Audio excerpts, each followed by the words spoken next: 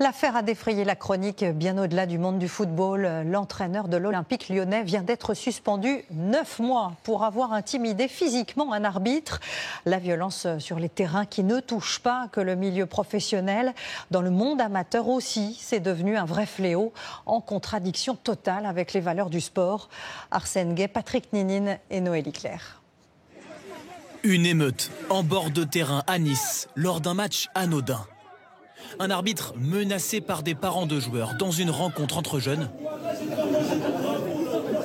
Le football amateur est chaque week-end le théâtre de scènes de violence en tout genre. À Lyon, ce jeune arbitre de 16 ans accepte de nous raconter anonymement son agression.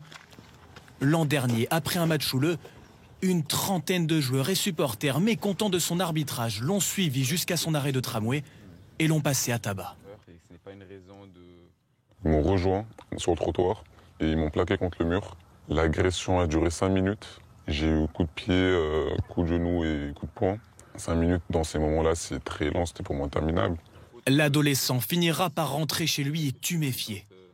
Plusieurs joueurs ont écopé de 20 ans d'interdiction de pratique du football, mais aucune peine juridique n'a été prononcée car la procédure est encore en cours. Le jeune homme a depuis repris l'arbitrage, mais le traumatisme est toujours là. Si ça arrivait une fois, ça peut arriver une deuxième fois. Depuis l'année dernière, je ne vais plus en centre-ville, par peur de les retrouver, on va dire. À la violence de certains joueurs se mêle parfois celle des parents. Olivier est régulièrement témoin de l'agressivité en tribune quand il vient voir son fils jouer les week-ends. Ces derniers mois, une scène l'a particulièrement marqué. C'est un parent qui rentre sur le terrain et qui gifle un autre gamin.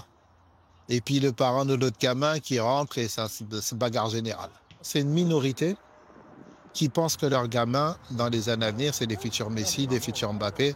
L'attitude des parents a-t-elle également une influence sur celle des enfants sur le terrain? Le père de Neim, 11 ans, en est convaincu. Son fils a été victime d'une agression en plein match par des joueurs du même âge que lui. Ça ne devrait pas arriver, ça. Il a choisi de dénoncer cette violence en publiant la vidéo sur les réseaux sociaux.